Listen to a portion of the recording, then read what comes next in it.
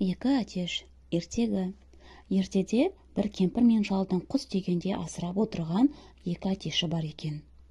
Қолдарына түскен жемдерін соларға беріп, бағып қағыпты. Күндердің бір күнінде кемпір құсына жем шашады. Қарындары ашқан әтештер дүрсе қоя береді. Әрқашан бірге жүрген досынан шұбар әтеш жемді қызғанып, шекесінен одырая қарайды. Шіркін, мынаның бәрін жалғыз өзім жеп, тыңқия бір тойсам-ау, дейді.